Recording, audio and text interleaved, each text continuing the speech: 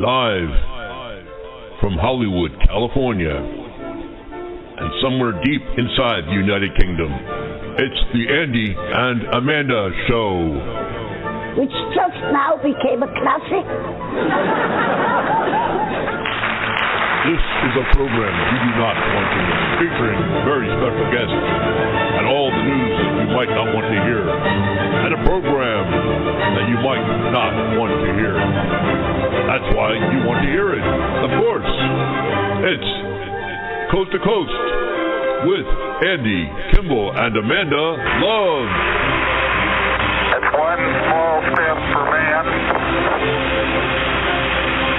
one giant leap for mankind.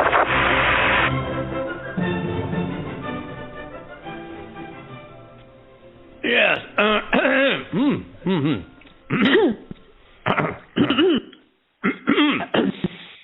We'll see everybody next week. Thank you. It's been a pleasure having you aboard. Take care. Okay. Oh. Bye. Wait. Oh.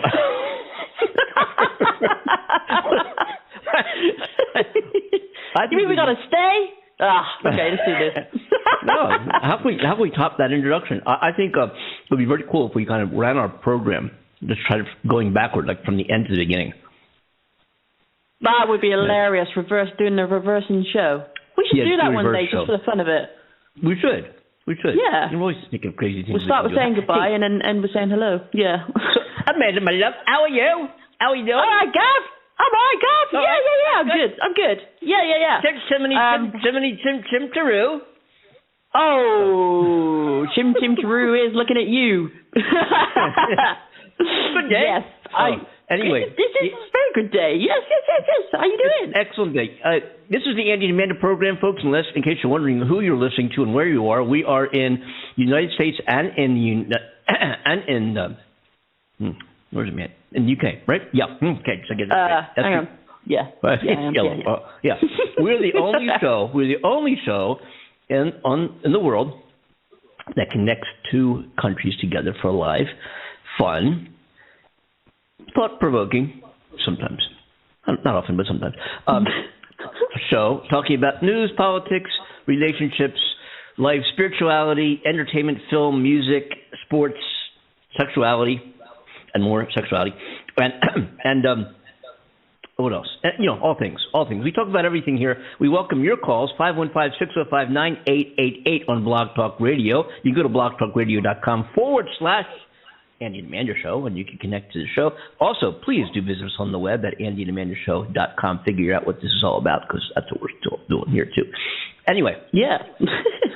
We have a fun show lined up for you today. We have some very special guests coming on talking about a premiere movie event happening in the Philadelphia area on Saturday, which we're looking forward to. And we'll get closer to having these guys, and won't tell you who they are right at this moment.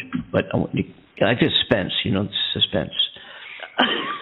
Yes, let's build that suspense because these two are amazing, and so we've both been looking forward to talking with them and hearing all about this new movie. It's exciting. Can't wait to see it. I can't wait. Sounds so good. Sounds so good. Yeah, it's gonna be very exciting. Look forward to it. Oh yeah. So we'll keep them guessing? Intrigued as to who's coming on. Yeah, you know what I'm saying. Yeah, I think we'll. Yeah. But, I can't follow the logic on that at all. Well, just because we. Well, it is the Andy and Amanda radio show. That was good, Amanda. That was good. Okay. Hey, Amanda, we promised our listeners that we would go over the items that were covered in the infrastructure bill that the Democrats just passed. Yeah. And I forget if we just today. Okay. Today is Wednesday, so it was either Monday show or Friday show. It is Wednesday. It was Monday show, sweetheart, because I was talking Monday about show that the we budget said we'd in the get UK. right into it. Right, we were running out of time today, and we said we'd get into it. We didn't have time, blah, blah, blah. So I figured, before we get much further into so many things we got to go over and discuss and talk about what issues are affecting all of us in here in the U.S. and in the UK, and in fact all of us around the world, because the two of us, Andy and Amanda, are just so powerful, and we have an effect on the world. Mm-hmm. Oh, yeah. Mm-hmm. I walk out the door and people run away from me. Yeah, same problem. So let's see what exactly is in the infrastructure bill that was just passed. And the bill that will cost about $11. Doesn't require any new tax. Not $11. Excuse me. Can't read my own writing. Okay, $1 trillion. $1 trillion, not $11. I'm sorry, folks. The bill that will cost approximately $1 trillion doesn't require any new taxes because it's paid for through a variety of means, and that the analytics. Those of you who heard Moody's analytics, that kind of does the deciphers the in and outs of the budget, and we kind of rely on the Moody's analytics to see what's really going on and what's been budgeted for what. But anyway, Moody's analytics said that they would add an average of 1.5 million jobs per year for the next 10 years. Oh, wow. And we're going to invite everybody right now to hang on to your hat just for a couple minutes because we're going to kind of blast through this list. I want you to take notes because there will be a test. Okay? Uh-oh. All right. Uh-oh. Am I being tested or is the audience being tested? Just you, Amanda. Uh-oh. Oh, boy. Okay, let me get my pen. Okay. I'm ready. No, I think we should test our audience. Let's see how well they do. Yes, so where was I? What was I going to, I was going to read this to you. All right, so there's a whole lot to cover in this thing. It's pretty comprehensive. Yeah. And I was going to say something. I forgot what it was. Darn. I was going to go over. I've been like that all day today. I'm hoping that doesn't happen when our guests come on because they're going to think I'm a blank slate. Yeah, really. Anyway. All right, I forget. But let's just go right through this real quick, as quick as we can anyway. There's $110 billion to repair highways, bridges, and roads. Another $11 billion to tackle transportation safety programs. There's also $1 billion to help reconnect the Andy and Amanda show with the rest of the world. There is...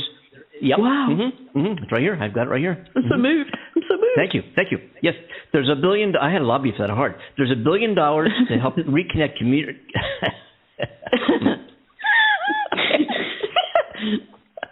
Oh, Andy. Oh, God. I had a lobby for that hard. Yeah, I bet.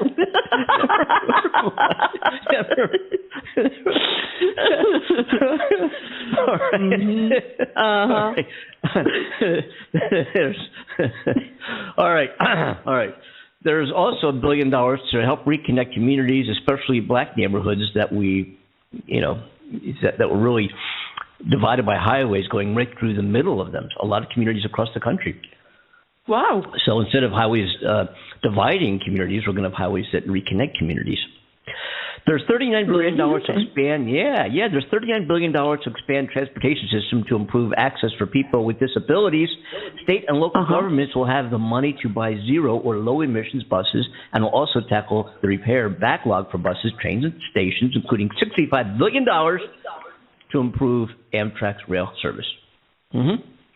Oh. Now time. We're so far behind. Okay. We talked about trains and the bullet train in France and the high-speed trains in the Pacific Rim countries and so forth that we don't have here, and we should. So far behind the times, and hopefully this will help modernize us and bring us up to speed. No pun intended. Trains, fast trains. $7.5 billion for electric car charging stations, because Andy requested it because he has one. Now, and I think this is just a wonderful, wonderful thing because I think it'll create an incentive for car manufacturers to build more variations of electric cars, creating more jobs in the process to do so. And I think having electric cars, I whiz by gas stations, don't give them a second thought. I mean, it's great not to pay, especially here in California where we're talking gas prices well over $4 a gallon. And my God, I can go 300. I get free charging in my Tesla, but or at least for right now.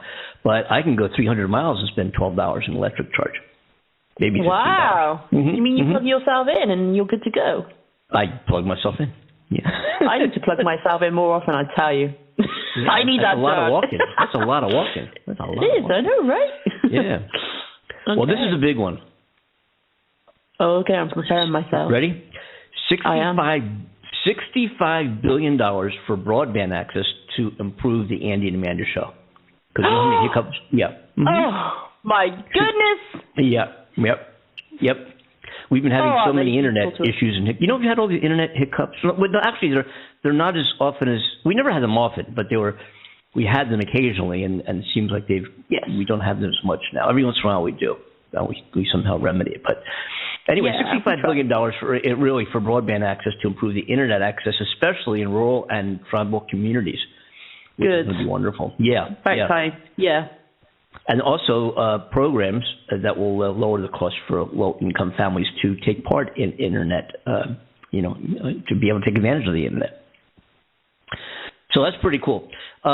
We've had blackouts here occasionally having to do with the grid. I know the whole state of Texas went out a couple of years back. I don't know if people remember that. They said, what is the grid? What is the grid? We're not going to talk about that right now, but there's a grid that covers the whole country that is fed by electric companies and power plants. It's like a big screen over the country that electric companies can draw from to feed electric needs of the country. It's a huge picture of an invisible grid that covers the whole country. And you have one over there too, I think, but yours is a little different. Yours is actually better. But anyway. Okay. I'll take your word for it. Mm-hmm. There's $65 billion to improve the reliability of the power grid and to invest in more environmentally friendly electric sources here, such as wind, such as solar, such as water, hydro. Solar is incredible. There's so much potential with harnessing the energy of the sun. Oh, there really is. Yeah. I'm all about that. There's $25 billion to improve runways, gates, terminals, air traffic control towers, which is so well, so well deserved and so well needed. The transportation system in this country, the air transportation is amazing. Yeah. And to look at, I like everybody to go to flightradar24.com and look at all the little yellow airplanes, or all airplanes that are flying in the sky right now. Thousands and thousands and thousands and thousands of them. You wouldn't believe that none of them are crashing into each other. It's phenomenal. Flightradar24.com. I just take a look at that. So there's $17 billion to repair airports and handbags. Handbags? Handbags. They're repairing the handbags? Mm-hmm. Mm-hmm. I'll take mine along then. Mine's repairing. Yes. Excuse me, I heard you were repairing handbags. I need this service, please. I'm sorry, madam. I think you've got the wrong idea. But no, I heard it from my co-host, Andy Amanda. I'm reading my writing. I'm sorry, I scribbled this real quick, and I can't. It wasn't handbags. I'm sorry. I like keep it handbag. $17 billion to repair our ports handle, not handbags. Handle backlogs. Okay. That makes more sense. I had to take a double look at that. My chicken scratch here. I had to take a double look at that. So it's $17 billion to repair our ports handle backlogs as well as reduce congestion. Nasal, post-nasal drip, all that kind of stuff. Mm-hmm. Wow. Sinus congestion. Yeah. There's $15 billion. I hope everybody's taking notes on this. There's $15 billion to replace lead pipes and $10 billion to tackle water contamination issues. Very cool. Wow. So that's basically, there's a few, there's things within that we could dive into, but, basically, anybody who wanted to see what it's about, they can do their own research. We like to encourage people to check the facts themselves so they can see that what we talk about here on the show is actually based on reality and not something that we just heard or saw or want to believe because somebody told us, conspiracy, all that stuff, I love the way you're talking right now. It's just so intriguing. I love when you talk that way. Oh, excuse me, no.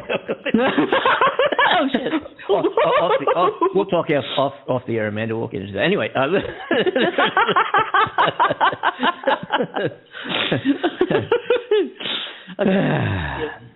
So anyway, that's the overview of the bill. But again, there's videos on there, there's YouTubes, there's blogs that go into what I just said in more detail. But I promised, as you remember, as we just said, that we'd kind of go over to what the bill was and what it did cover, and there won't be any new taxes because of this. It's pretty cool, and there will be at least there'll be about 1.5 jobs per year created over the next 10 years. I'm not 1.5 jobs. 1.5. What?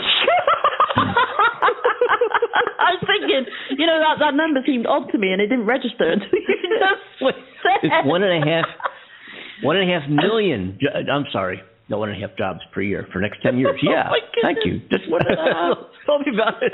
It's for about the next 10 years now. And you know, remember when somebody goes to work, they get withholding taxes, and those taxes go, you know, so we employ more people, the government gets more income from taxes from those new jobs.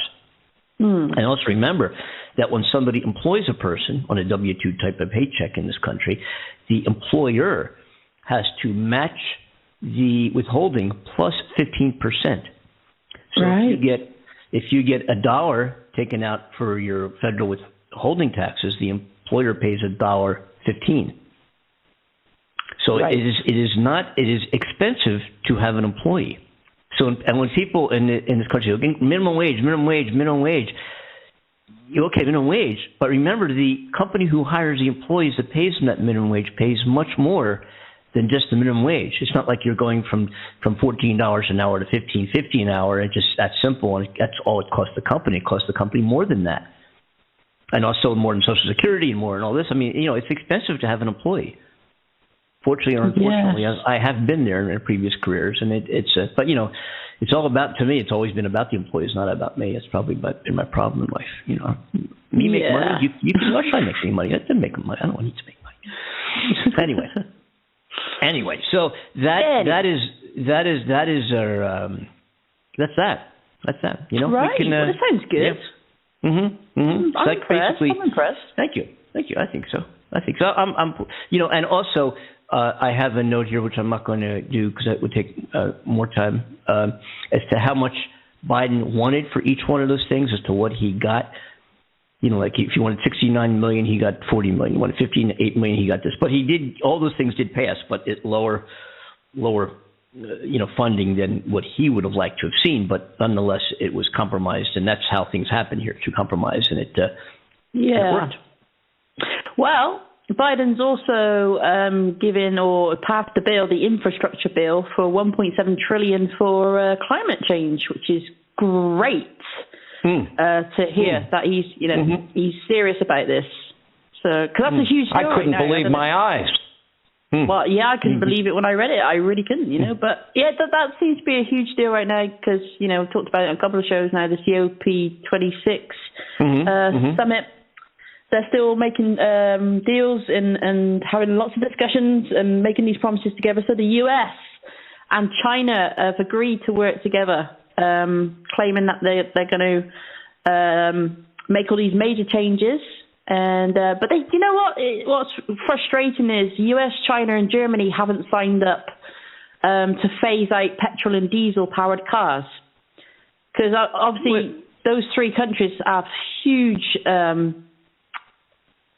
What's the word I'm looking for? They have a huge amount of, you know. I think we need to confirm that. Don't ask me. Ask China that question. Oh, okay, China. Excuse me. Yes. Excuse me, China. That's pretty cool. Wow. It is, yeah.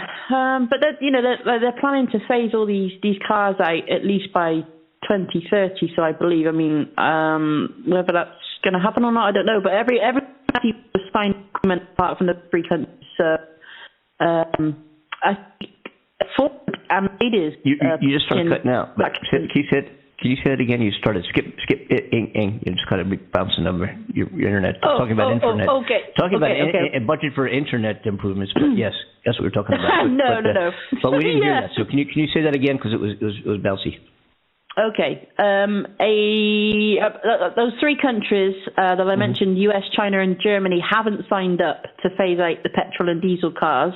But Ford and Mercedes have pledged their commitment to do so. So that's great. Two major companies like that are promising that kind of thing. But that's going to be interesting, though, because they're two huge sellers in the US. So if the US are not backing the whole phase out scenario, how are those companies going to play that part within the US? That I don't understand how that's going to happen. So I don't know. Am I still cutting at all? No, you're fine now. It's good. It's okay. Good. On the glitch. Yeah, I'm. You know, it's good. We're doing good. And it's shut up and drink your shit. Yeah. Okay. Calm yourself. God, no respect. I know. You know what I mean? You know, I don't get no respect at all. It's like, you know. Shut up and drink your gin. That voice clip cracks me up. Wow. So yeah, that's been all over the news, and Obama's been telling young people to stay angry on climate change and the fight. Yeah. And you know, there's a lot of talk about that. Mm-hmm. Because there's a majority of the population who believe that our governments kind of fuel the fire to create divide between us by saying, stay angry at this, stay angry at that, because if you're fighting each other, then you're not focusing on what we're doing. So, you know, it's kind of like the whole diversion tactic that gets thrown into the mix so often these days of various things that our government's corrupting. They're just trying to steer us away from what they're actually doing. But, you know, Obama, it almost seems like he's having a dig, and forgive me for saying this, and maybe I'm reading too much between the lines, but that's almost like a little dig at Trump, because he's saying to stay angry in the fight against climate change and trust the science and believe in the science and support the science, because, of course, Trump was like, the science is wrong, you know, climate change, it's not what you think it is, blah, blah, blah, blah, blah. Not only did he say the science was wrong, he said he knew more about the environment than the scientists, just like he knew about the war issues in Afghanistan and Iraq than he knew more about what was going on than the generals did. And that's what makes him the greatest, I forgot, okay. I apologize. Listen, this is the way it is. Yeah. Okay, Trump, I totally understand. Thank you for confirming that. But yeah, that's what it appears like, you know. But the fact that, you know, Obama is standing up for this as well is great. And of course, we know the Queen is also in this country. Bless her.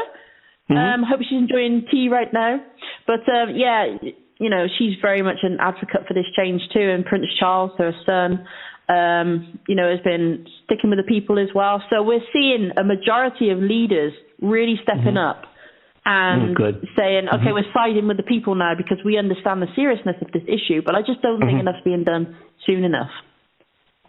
No, I agree. I agree with you. Yeah. I think so too. And, you know, I wonder what, you know, we the people, you know, it's we the people, you know, and these matters are serious. Environmental is a serious concern. You know, there are those, I've heard folks say that the melting of the Arctic ice caps and the warming of the globe is an act of Satan, that Satan is doing this. With his fiery hot temper. Okay. Yeah. I see. Yeah. And that's why and there are actually people who think that is true, that's reality, that Satan, there's a devil that's warming up the globe. You know, that the globe is warming because it's the act of Satan, of the devil doing that. And we all know that's, you know, it's, you know, science. You know, it's science. The temperature of the world has a steady rate of change, whether it be up or down. So, and we know what that steady rate is. So what we then measure is differences in that rate. You know, you know, like spikes. If you look at an EKG or some kind of graph, you know, and it's kind of blah blah blah blah blah blah, boom, spike, boom, blah blah blah. You know, and that rate changes suddenly, unexplicably. You know, just these are constant, steady state for the most part. You know, gradual. I mean, this world is 4.8 billion years old. It's going to be another 4.8 billion years old before it goes. Before we all go, the whole solar system here goes. And there are changes in our environment, in our planet, in the structure of the solar system, and you know, there's always things are always changing. And so what we can do is look at that change and then look at differences, compare and contrast the ups and downs within those rates of change that would be an unexplicable difference, and what is causing it. And then we dive into that and figure out what are changes in the atmosphere, in the water, that might be contributing to that spike, to that difference of rate of change. And, and the science says that carbon dioxide, we are contributing to the rate of change, not to change, but to the rate of change. And that's fact. I mean, it's like science. It's hard to, you know. I understand. You're right. You're right. You know, sometimes. Okay. Yeah. Let's wait this audience up. If you don't like it, I'm gonna whoop you. Oh, okay. Wow. Right? Okay. God, another one getting aggressive. Ooh, saucy. And a whoop us. Yeah. Can we do that for Friday show? Oh yeah. We'll talk about Friday's show later, but Friday's show is going to be jam packed, man. We've got a jam packed show Friday. It's going to be it's back. Let's say the book until then. Yeah. We'll see until then. Yeah. Weekend and all, you know. You guys stay tuned for Friday's show to find out who exactly is going to get whooped.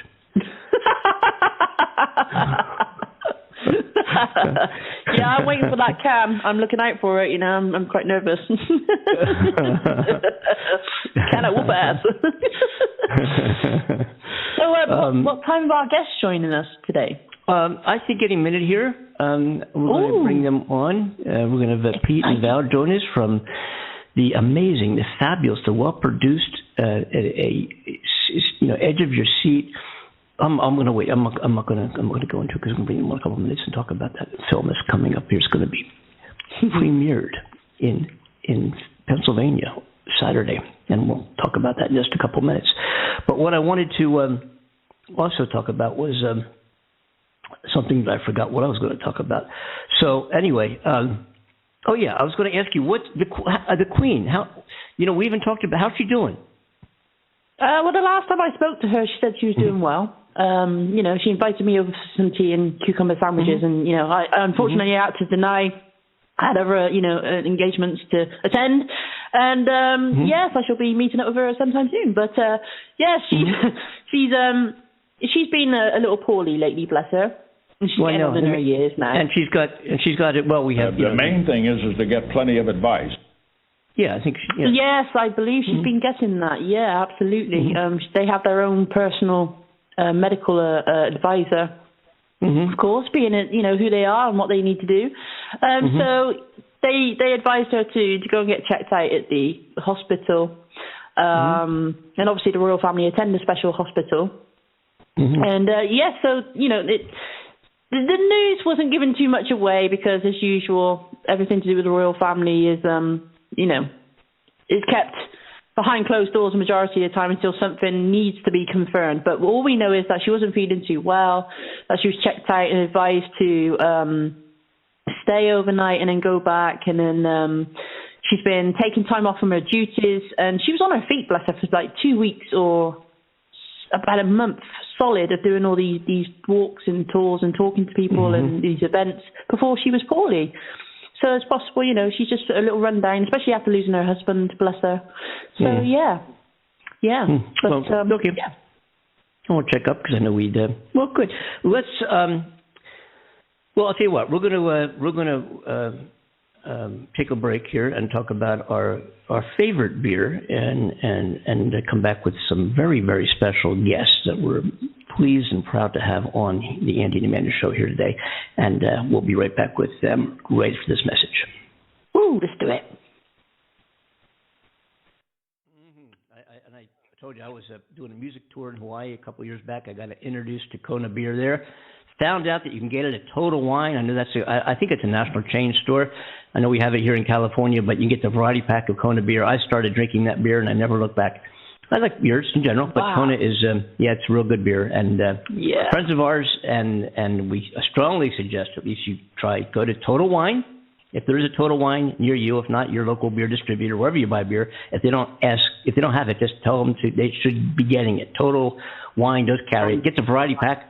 It doesn't matter which beer you try, but it's all real good. Hey, we're going to have our special guest join us right now, and we have Pete and Val. We have Pete Postiglione and Val McAdoo, who are with the film GAMEDAY, and we're going to talk about that. Pete and Val, you're with us, right? You're with us right here? We're here. Hi, thanks for having us. Hey guys, I'm so excited to have you on the show. Amanda Love, finally great to speak with you. Yeah, thanks for having me. Sweetheart. Oh, thank you, both of you. Oh, it's such amazing moment to have you guys on the show. We've been so excited about it since we found out you guys wanted to join us. We're like, yes, come on, let's do this. I'm thrilled, you can tell. Our good friend Dex Cornell hooking us up, so thank you if you're out there listening, buddy. Oh, bless him. Yeah, he did so good, bless him. How are you both? We're doing well. Yeah, we're doing well. Busy, crazy, but nervous, great. excited, and all the things. I can imagine with all the promotion and everything you've got going on with the movie, that's just so exciting. Absolutely exciting. I can't wait to see it. I wish I was in Pennsylvania, is it? That is the premiere? Yeah, right outside Philly, since the movie's about Philly and Philly fans, but it's going to be in Chester, which is like right next door to Philadelphia. Oh, wow. I'm just so jealous because I'm stuck here in the UK and I'm just, the possibility of me experiencing that is just, it's not happening. It's just not happening. I'm gutted. You're going to be able to see it online the day after. So that's good. You'll be able to thank you. Or that is very cool. Right from the website. So that'll be awesome. So that'll be on the 14th. So you'll be able to actually watch it. Oh, that's very cool. Brilliant.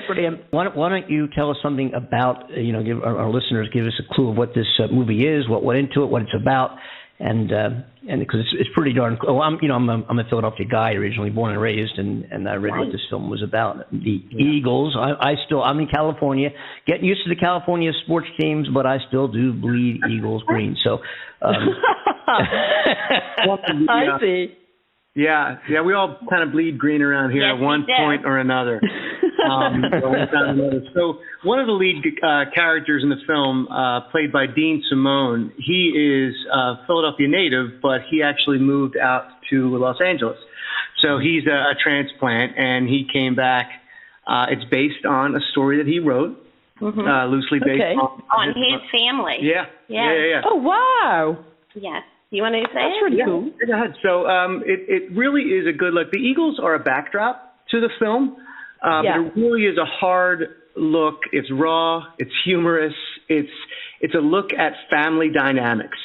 And multi-generational grandparents are in the house. Yeah, the parents in the house. Pretty much it's one family. It's the Forte family. And you can see that on this Sunday, right, where the whole family gets together to watch the Eagles-Cowboys game, right? Mm-hmm. Yeah. Wow. Rivalry. Total rivalry. You get to actually see the rivalries in the family. So it's kind of like, the game is in the backdrop, but then throughout, those 4 quarters, you really see what's going on in this family. And I'm pretty sure that most people can relate somehow because, I guess most families aren't perfect. Yeah. And far from it, growing up in this Italian household. So it's an interesting look at family, and I think that every single character is fighting for their lives at one point in this movie or another. So it's so well acted. I'm so proud of it because the cast itself it's such a tremendous cast. All Philadelphia natives, and they're tremendous. I mean, every single role. It's so tremendously acted, and I've been in this industry for 20 years. Yeah.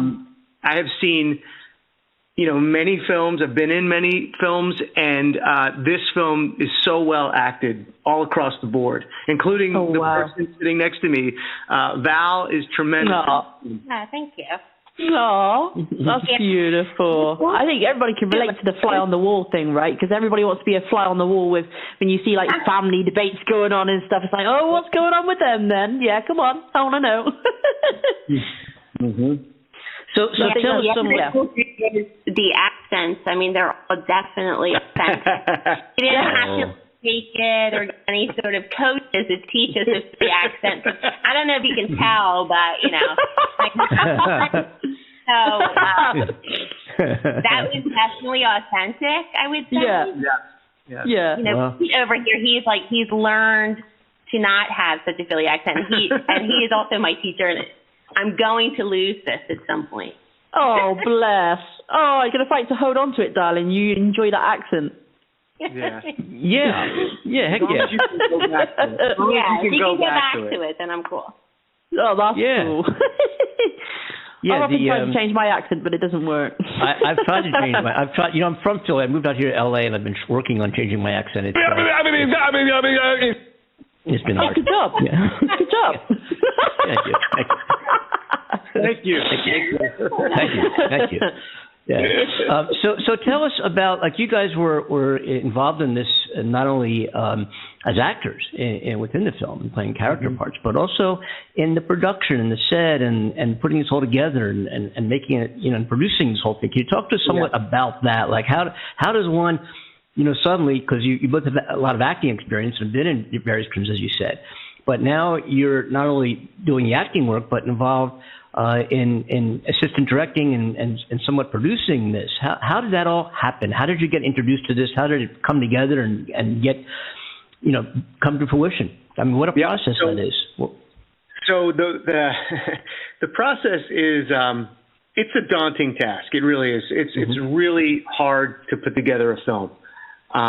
You being in the industry, Andy, Amanda, maybe as well. It's difficult. There's a lot of moving parts. And so Val and I had produced, we own an acting studio in Swarthmore, so Val and I had produced a short film for our kids class here. And from that kind of stemmed another feature film that we were both involved in, semi-producing. And then we went on to another film called Ageless Love that we produced. Wow. And then that kind of turned into our network growing. We got introduced to Edgar Bravo and John Paul Rice, and they were thinking about doing this film in Atlanta. And we said, hey, that sounds silly, considering it's a Philadelphia family, and they're Eagles fans. Why don't you, take a look at some of the talent we have here? And so we sent a few auditions to him, or to them, rather. And those self-tapes turned into them about 2 weeks later saying, we're going to jump on a plane and come see you guys. Wow, okay. So that's how it happened. They came here. We held other auditions for other parts and ended up casting the entire film right here in Swarthmore, little town of Swarthmore, Pennsylvania. Yeah, they were thrilled with the talent, and then we figured out a way, to make it easier since the talent was from here, instead of, since this is a smaller budget indie film, instead of like paying to, fly everyone to Atlanta, they could just fly here and we would do it here. So it just kind of worked out that way. It made sense. Okay. Yeah. And speaking of budget, just to get something off the ground, and somebody's got to write a check for this thing. I mean, that's and was this done during COVID or prior to COVID? Was this done during when was it actually produced? It was kind of in the midst of it all. Yeah, it was towards the latter part of it, like in April we started. I think fantastic. Yeah, we started in April. We ended up shooting 14 days. We ended in May. But I think the beauty of the film is it's really centralized, in one family. So we were all together all the time. Yeah, so we all tested everything so that we made sure. And most of the people were vaccinated at that point anyway. Yeah, sure. Yeah. And all that. So it was nice and safe. And we were all together pretty much in one home, and we just crammed a lot of filming into 14 days. Not a lot of days. It it was 14 total days. Yeah. Yep. Wow. Yeah. And the crew was amazing. The DP Lafferty Whiprod is just... He's a genius. Yeah, the pictures, the images. I mean, it all starts with the script. So Dean and Edgar really had a good script. Amazing. Put together, and we were just trying to figure out how we can bring that all to life in a short amount of time. And, when they came to us and said, hey, will you guys help us co-produce this? We just kind of jumped into action. Absolutely, and John Paul Rice, he's just very organized. He's a fantastic producer. And then Edgar Bravo is a brilliant director. He's hard. I mean, he was hard on me, but I can honestly say I have never learned so much in such a short amount of time. Yeah. Oh, wow. It was definitely an inspiration. Sometimes I wanted to pull my hair out, but the thing is, he did that on purpose because it was exactly what he needed. Yeah. Well, I know that. Well, we have. I was going to ask you a question. Sure. You have an acting studio in Swarthmore? Yeah. You're outside of. Do you know of a guy? They have a company called Station 3. It's a management company. He had an acting studio in Center City for years. Rodney Robb. Do you know Rodney Robb? I do know Rodney Robb. The Actor Center? By the way, Pete is like the mayor of all actors and of all people. Oh, my God. I knew he was going to know whoever you're saying. Go ahead. A quick story. I'll try to make this quick about Rodney Robb. Yeah. There is a gentleman whose name is Ken Jansen, and Ken used to work with... Yeah. Okay, so Ken Jansen, Ken had the Actors Focus for a little while right across the street from where Valerie lives. Yes. Wow. This is how Oh, my gosh. Oh, my gosh. Yeah, exactly. Yeah. Exactly. So Rodney and I have met. I've tried to, I took a couple classes down there at the Actors Center and, met Rodney, met Edie. Went to New York a couple times with Edie. So, yeah. Wow. Yeah, I did a show, I forget what it was called, the Flintstones? No, not the Flintstones. What show did I do? Which one were you, darling? Are you dating yourself, Andy? Let me see, wait. It must have been, I don't remember, the Goldsteins. No, the Robin. Oh, yeah. Not the Goldsteins. Yeah. It's about the Goldbergs. The Goldbergs. I'm sorry, yeah. Goldstein, Goldberg. Yeah. I like the Flintstones better. Well, I thought the Jetsons was the Jetsteins, so So anyway. Excellent. But anyway, R.D. Robb, who is Edie and Rodney's son, played the part of Paul Sorockman, who is an actor's photographer in Philadelphia. And I saw R.D. Robb play that part here. I said, "Oh yeah, Paul Sorockman. Well, he played the part of Paul." I'm like, God, small world. I knew a lot of these folks back in Philadelphia. Did Paul do your first headshot? He did mine. That's funny. No, I knew Paul. I knew Paul because I had a relationship with his wife. What? I want to clarify that. What? That didn't come out right. That didn't come out right. Let me say. That didn't come out right. I had a pre-existing friendship relationship with the girl he married. Well, okay.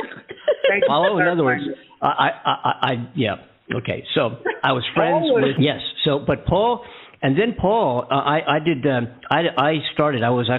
a couple of things going, but I had a business venture in the 80s. And one of my things was I started, unbeknownst to me, because I had no background in it, a advertising, marketing, public relations firm. I used to do TV commercials. I represented Pepsi from Connecticut to South Carolina, and I did commercials for them, and Subaru, and Paul, because I knew Paul through his wife, did photo work for me in my advertising agency. He was a photographer. So that's how I knew Paul. Yeah, way back. I'm going way back. Way back. Yeah. Well, Paul took my first headshot. I took mine too. Really? Oh. It's like a rite of passage. I felt like there were many people starting out in Philadelphia when we started acting. Hey, who do you suggest as a headshot photographer? Yeah. Paul Sorockman. Does a great job. Yeah. Highly recommend. Oh. Highly recommend it. You heard it first on this show. No, he was in Philadelphia. He's a great photographer. We had a lot of fun. We did a lot of crazy things for a lot of people. I understand there's another connection though, Andy, that you have with Abington. Did you go to Abington? Yeah, Abington. Well, my business partner, actually the business partner who in that advertising agency, we did a lot of things together. Her name was Joan Galloway, and we were friends from way back. Anyway, we started a business together. And actually have had several businesses together. And she is in Abington, right off of Old York Road there. And, I grew up in Abington. Yeah, I went to Abington High School. So yeah, so did she. And so her brothers went there. She went there. Her kids went there. Kids are in college or graduating college now. I think one's in law school. Actually, my God, time flies. But anyway, so I know Abington very, very well because we had an office in her house, right there off of Old York Road. Oh, right. But okay. I used to work at the Castlewood Dairy Queen there. Like after school, I would go there. Oh gosh. Yeah. Do you remember what was the steak and omelet place? Remember the steak and remember the Inflate restaurant? Yes. Oh my God. Yeah. Right. Hospital. Yep.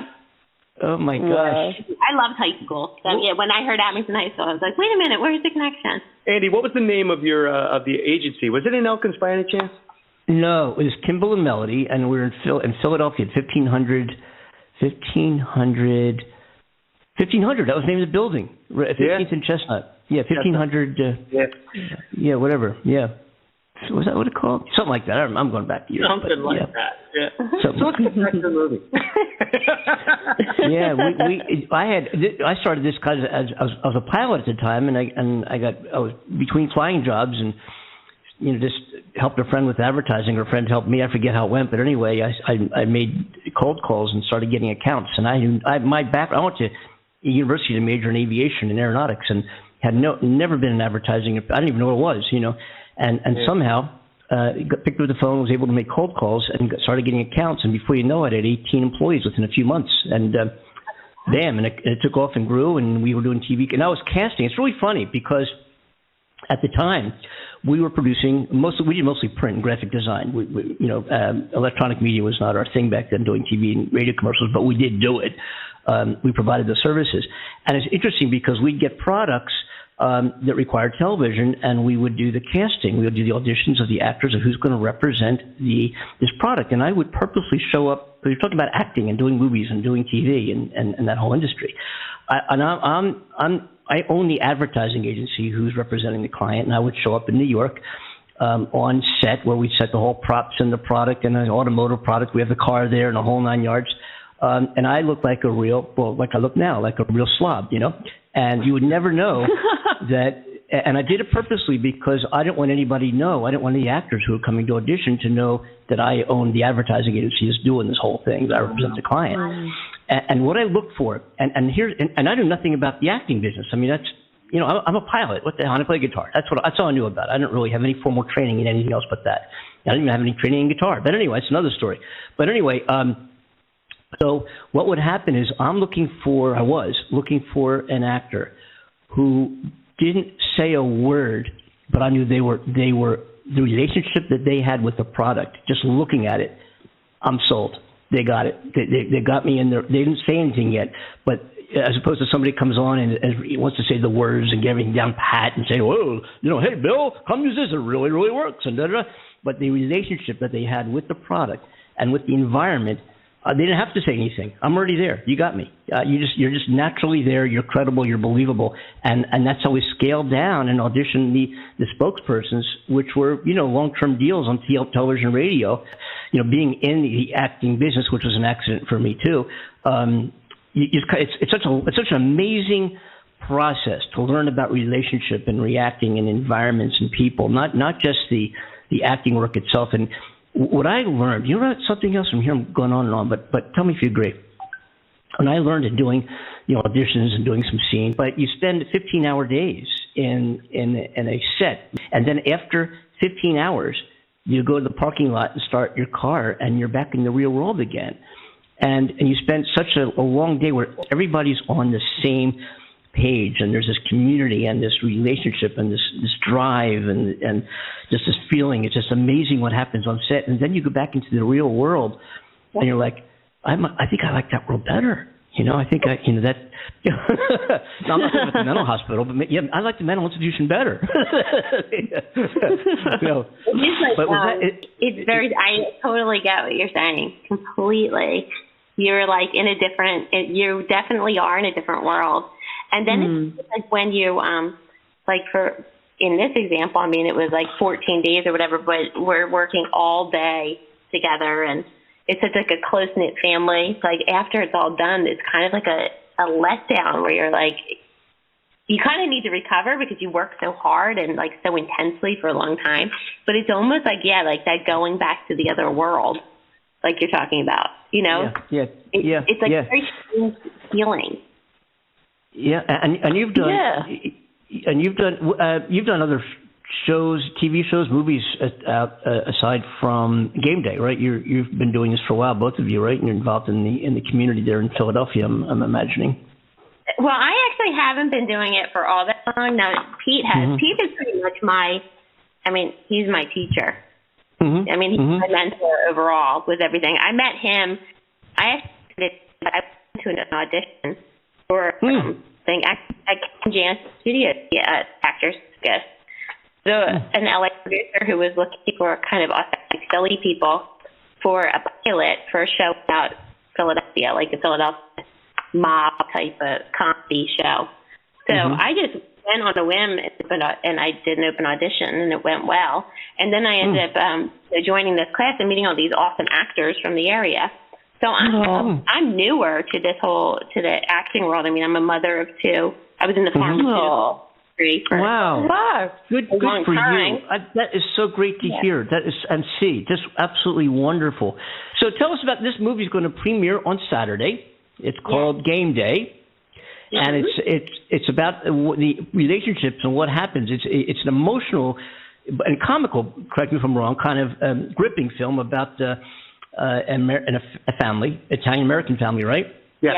Who are Philadelphians, who are very avid and emotionally active Philadelphia Eagles fans who meet every Sunday in a house, and they watch the game. Now, the Eagles and the Dallas Cowboys, folks, we're broadcasting right now around the world. Hello, everybody.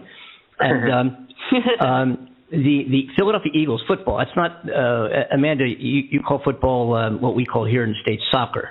Football is not soccer, right? Football is different in America. We have our conversion rugby. Yeah.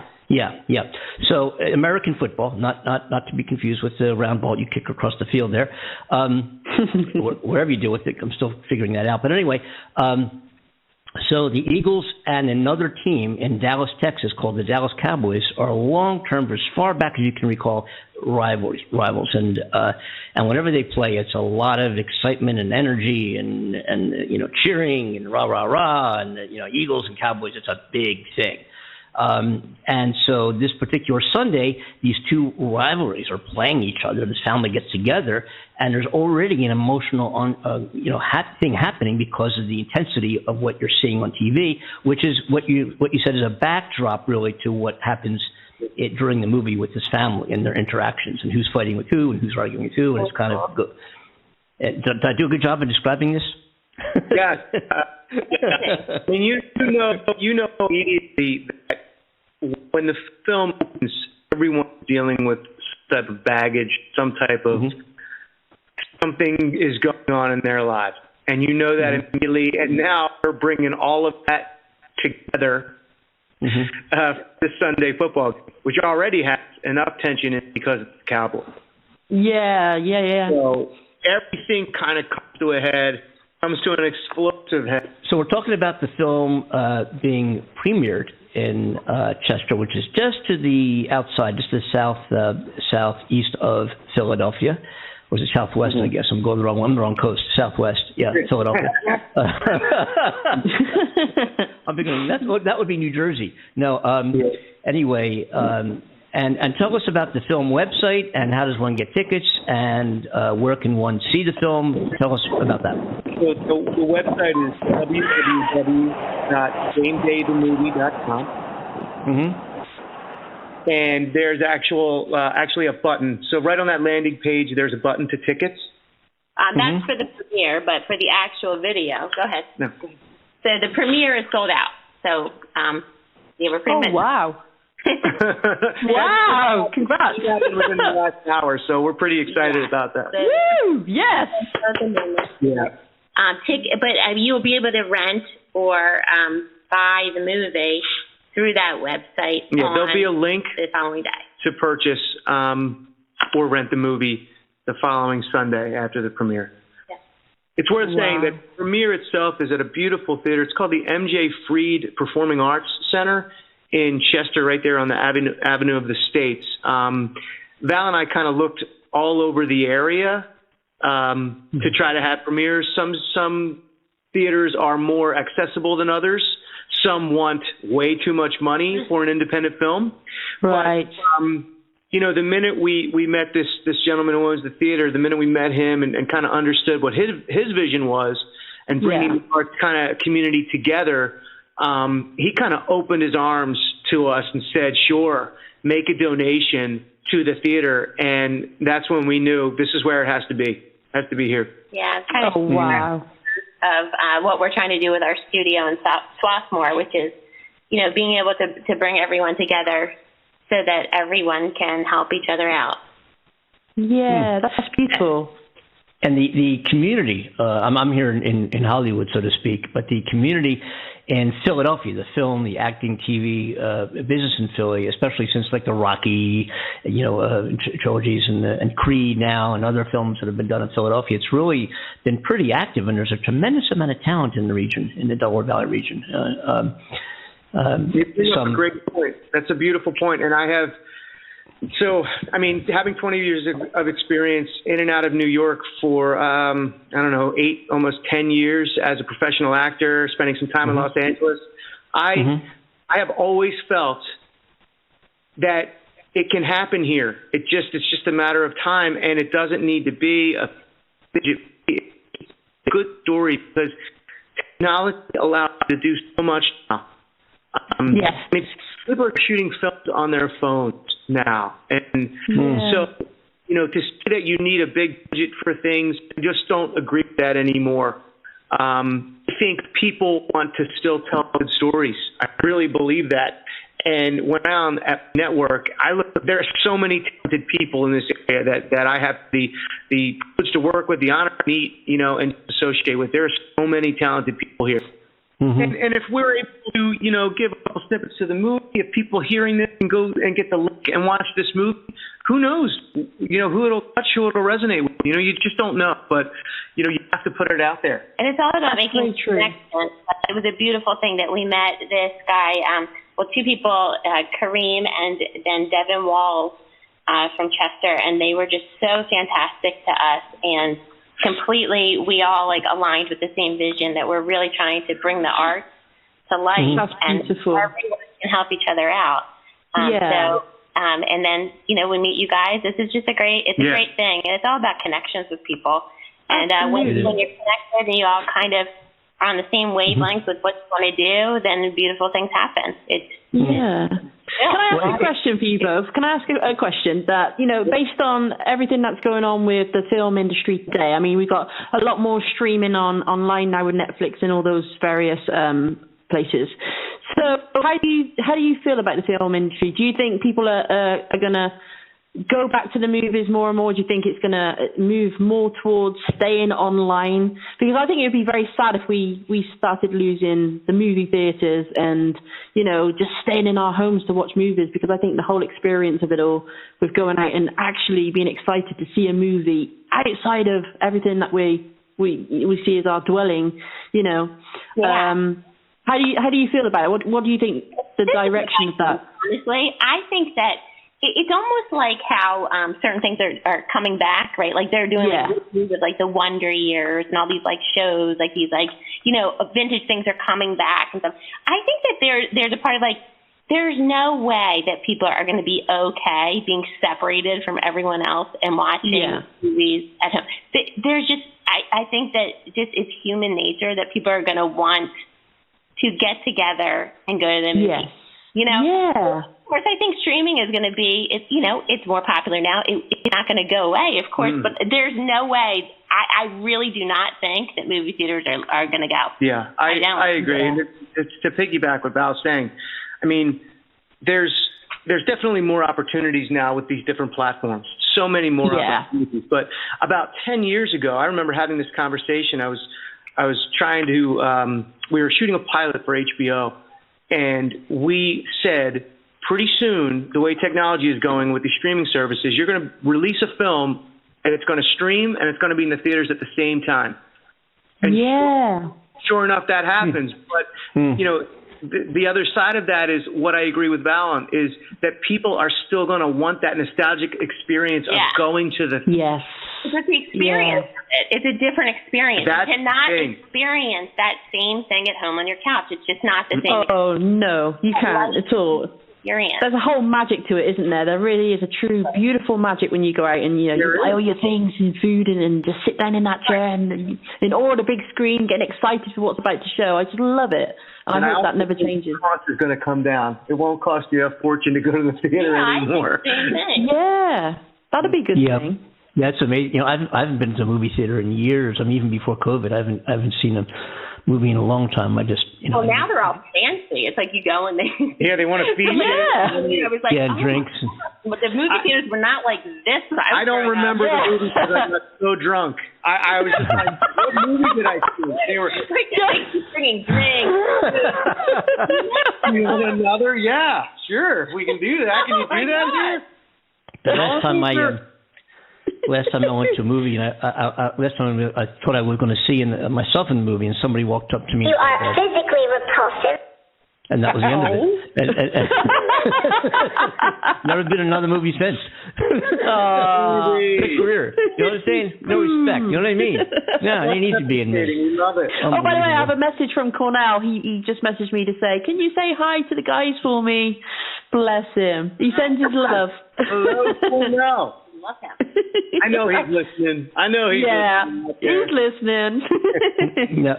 Wait, hold up. Wait a minute. Yeah, he's there. Yeah. He was in a movie with me. He played this guy. His name was Arnold in a movie Hollywood that I was in. Yeah. Wait, Arnold Ziffel? Arnold Ziffel? You know what? What's great about independent movies is you never have a last name.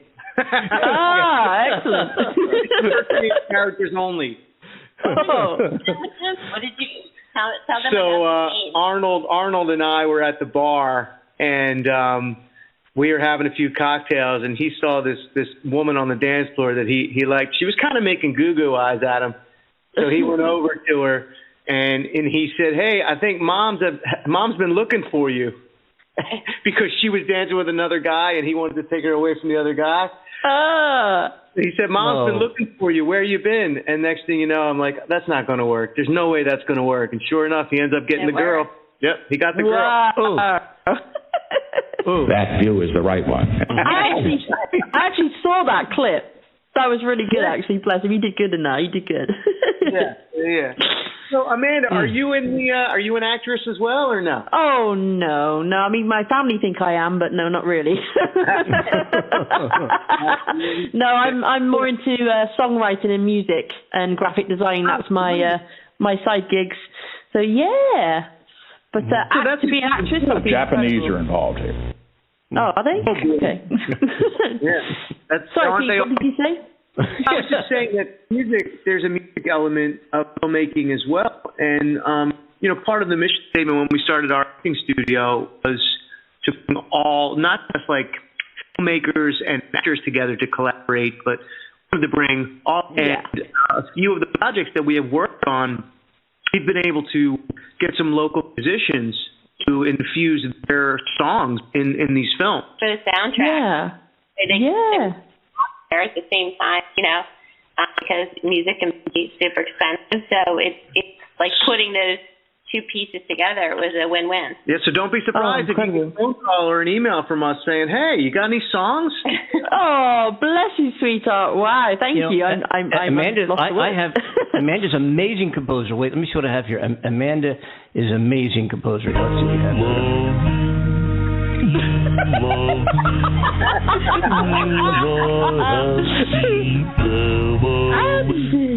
Andy. Yeah, she's just wonderful. I was trying to keep that a secret.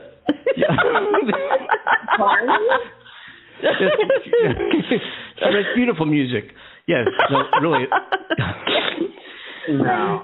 Okay. No. C1 still with us? Pardon? Say again? C1, is he still with us? Yeah. Are you here, C1? No, he dropped. No. Oh. No. Wow. That was his code name. Yeah, he's got his code name. Oh. Yeah, it's his code. Yeah, he was mobile. I think he was mobile, but I don't see him here. No, he must have dropped. Yeah. Oh, bless him. Yeah, if you're listening, C1, we love you. And also, if you wrote that Barney song, congratulations. That made a lot of money. Yeah, I don't know what happened to the success. Are we clear? Are we clear? Crystal.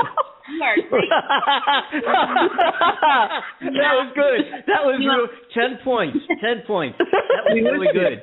Listen, that was really good. That movie, Andy, was the reason I wanted to be an actor. Wow. Really? A Few Good Men, Tom Cruise. I was watching the film that Wow. Oh, my goodness. That is an amazing movie. It's got to be right up there on my list, I think. Definitely. And it's been on. It'll probably be on again because of tomorrow, Veterans Day. But, yeah, every time it's on, and I quote the movie nonstop, my wife is always like, "Oh gosh, I can't watch this with you. Will you stop it?"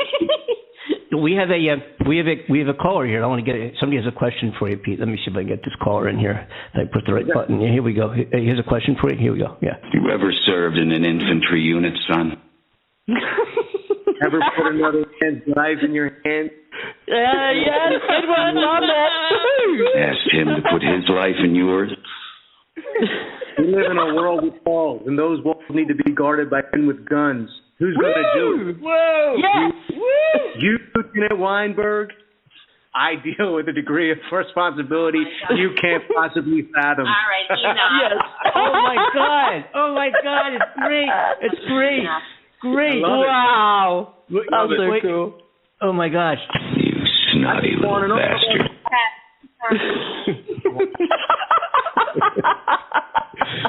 You asked for the wrong Marine. What about you, Val? Do you like that movie? What's your favorite? I do love it. Oh, her favorite. You won't believe it. You won't ever guess it. My favorite movie. So I have a few favorite movies, but my favorite movie is What About Bob? Oh, okay. No, I didn't expect that one. Okay. Yeah, because he's crazy enough to be fun. So I like that. Yeah. I also like. We did talk about this. Psycho. No, and Shining.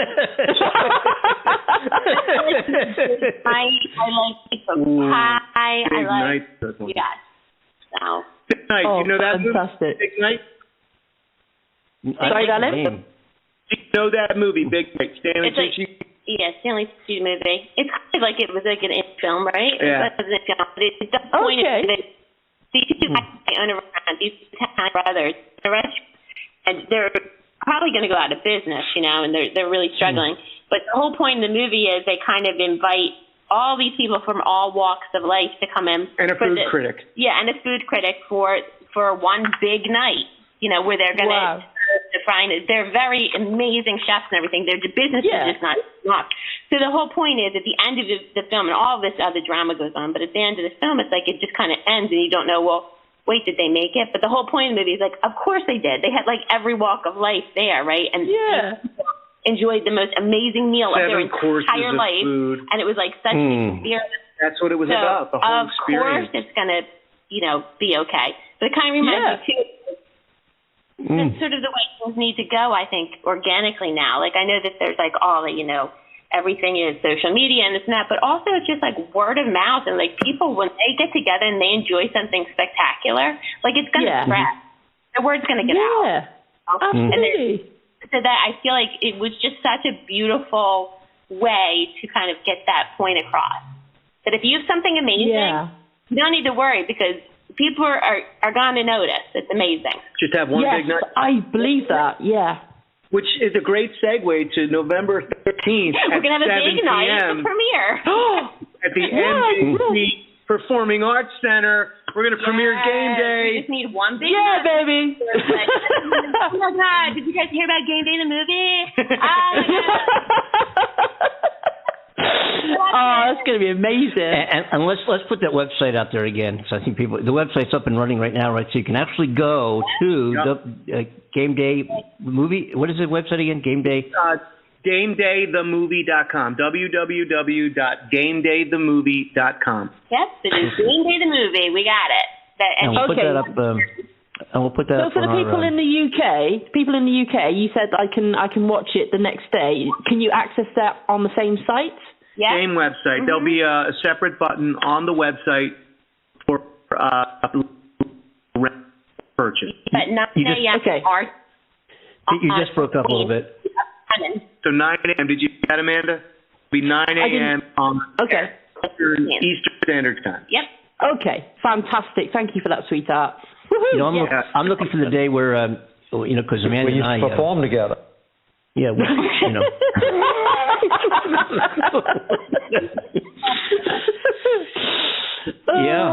Yeah. And where are you in the UK?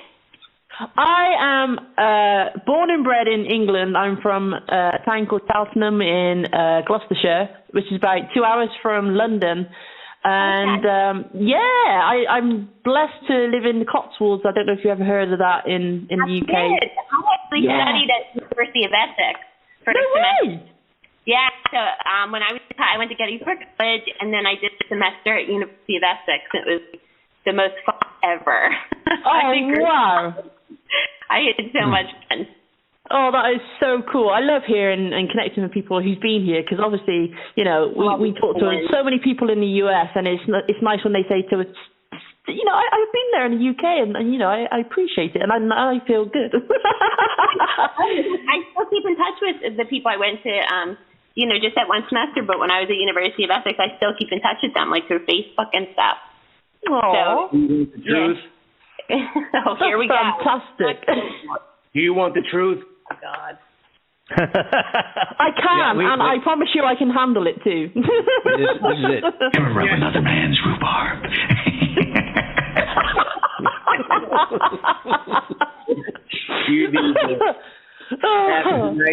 You're going to have to ask me nicely.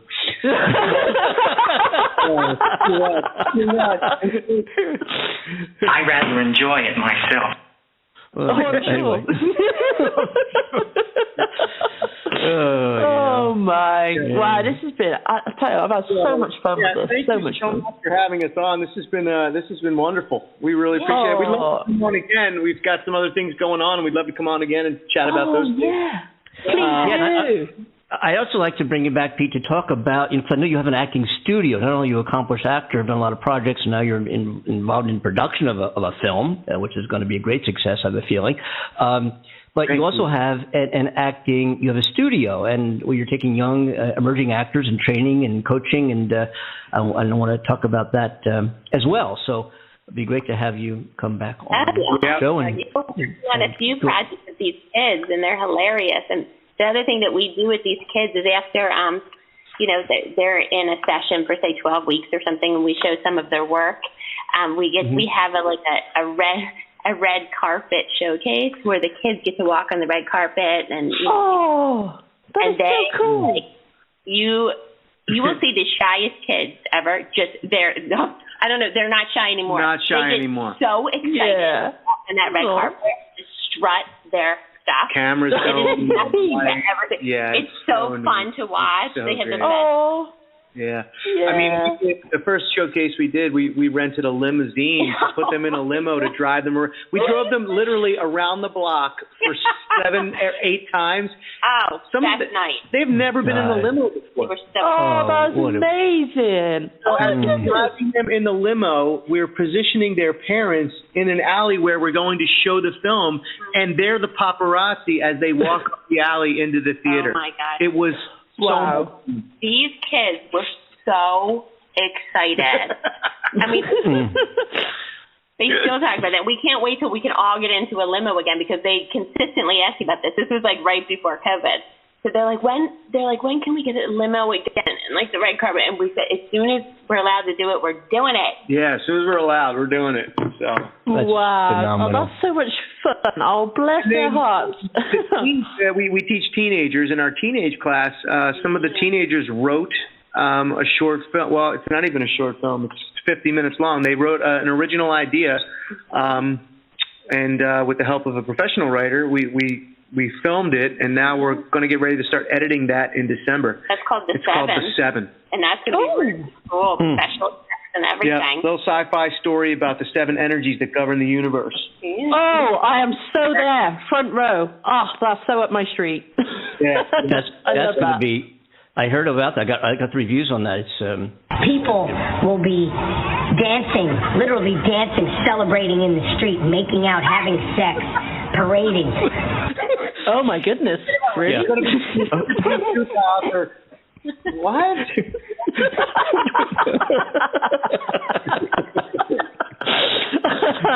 You never quite know what's coming on this show. I don't even know. I mean, I'm trying to keep my language clean. Oh, guys, no, I promise you, it's a relaxed atmosphere. You're sat on a couch here with us, you know. Oh, man. I would love to. Both of us would love to come. Oh, please do, because it's been so much fun having you guys on. I'm sure our audience absolutely agree with that. Thank you so much for having us on. I really think that once people see this movie and they see the caliber of acting in this film, I would put the actors up against A-listers in Hollywood. Wow. That's how good they are. That's wow. Some of the performances are that good. Yeah. Oh, wow. Yep. I'm so looking forward to it. I'm so excited. And I will be reporting back to you guys when I see it. Yeah. I mean, on the website, I forgot to mention, the website is the trailer. So for those of you out there listening for the first time, and you go to the website, there's a trailer there.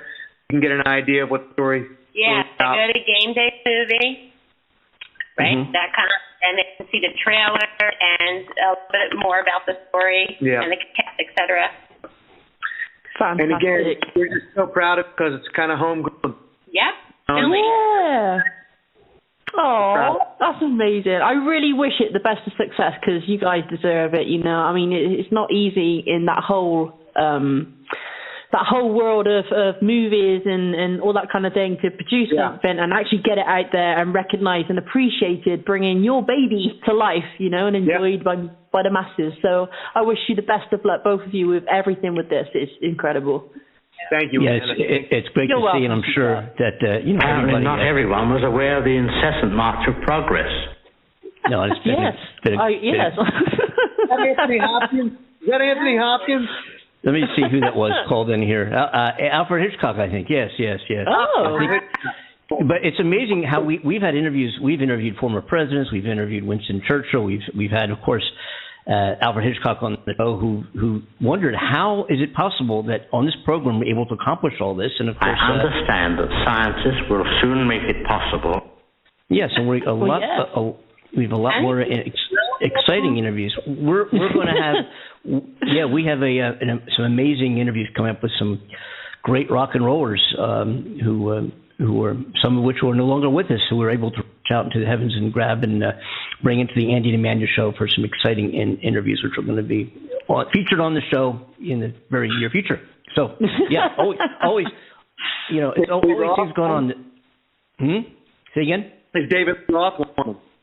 David, no, I don't think. No, I don't think. Not a bad idea though. Not a bad idea at all. And we can see if we can get hold of him. Yeah, that'd be good. Yeah.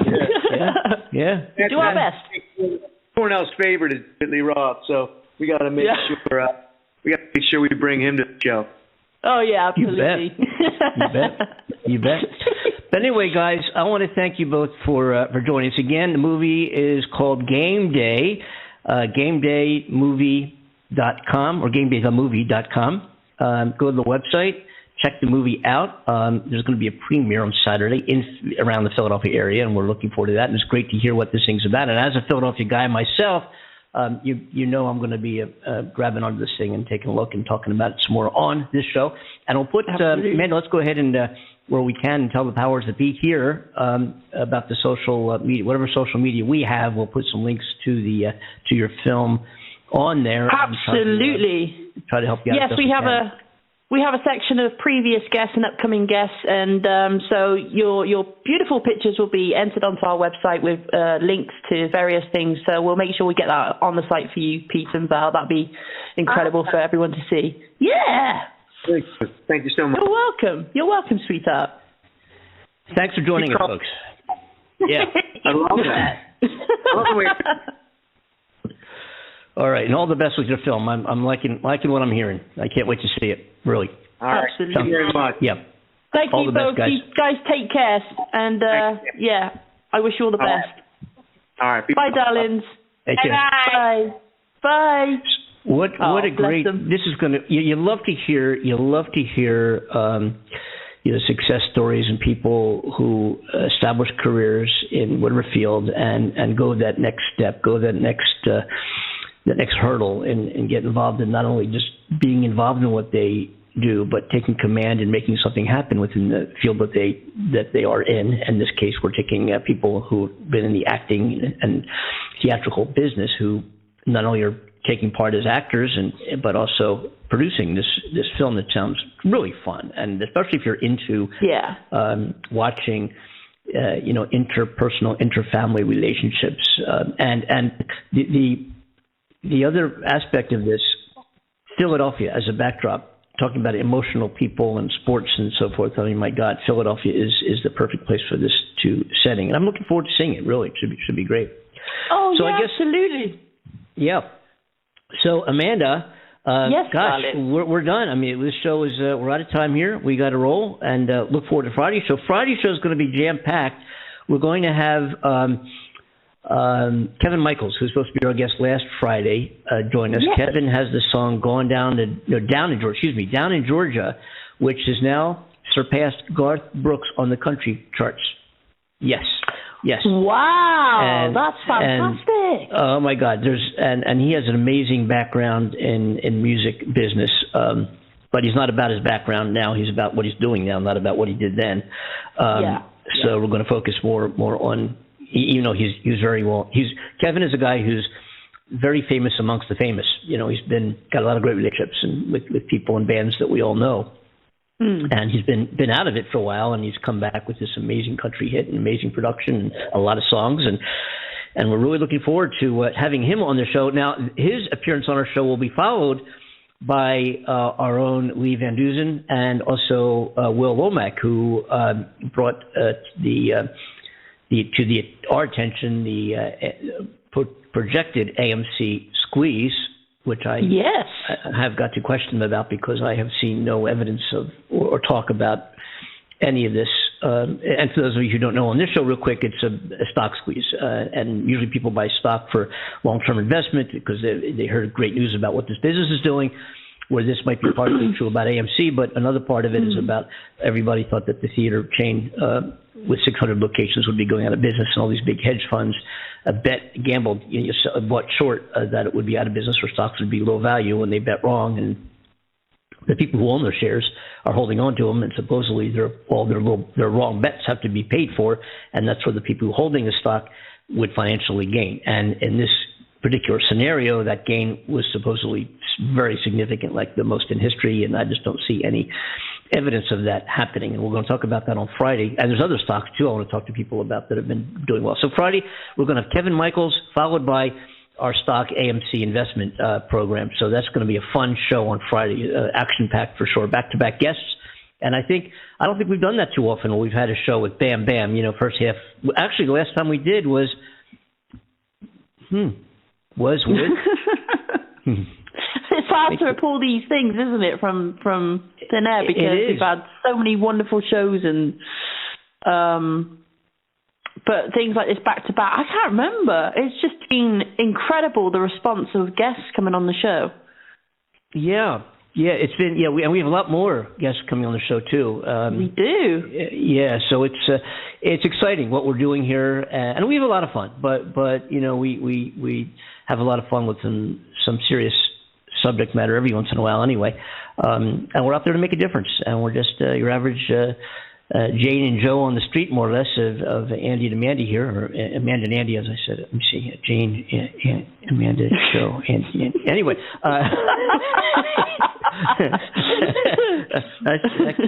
Anyway. So I forgot to ask Pete. You like to dress up like a woman? I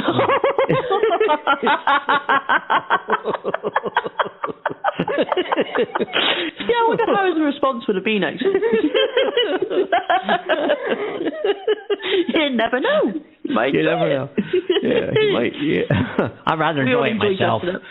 Okay, cool. Yeah. Oh, that's hilarious. Yeah, I know that. I know that. Yeah, it's great seeing. It was also great seeing Val McAdoo being, started just as an emerging actor in this movie. Yeah. She's shocked that it picked her. Yeah. Oh, I'm sure. Yeah. However, I don't think the public are shocked, Trump, that you picked her. Really, No. No disrespect. You bet. Oh, yeah. Well, this is fun. We'll meet everybody again back on the Andy and Amanda Show on Friday at 3 p.m. Eastern Time, 8 p.m. in the UK, 2 p.m. in the Midwest Central Time Zone, and if you're on the Pacific Coast, you'll be here at noon with us again here on the Andy and Amanda Show. To join the program live, 515-6059-888. Email the show, andyandamandaShow@gmail.com. Visit our website, andyandamandaShow.com. Whew. All right, ready? Woo. Yes. All right. Okay. Am I about to take it home? Why not? What the hell? Okay. Yeah. Okay. Yeah. Let's take them home. Okay. So, on behalf of my amazing co-host Andy Kimball in California, Hollywood, and myself, Amanda Love here in the UK, thank you to you guys for joining us. More importantly, it's been an amazing show. Thank you to Pete and Val and C1 for calling in. Oh my goodness, it's just been so incredible. And join us again on Friday for another legendary show with so much fun and information. It's going to be the best.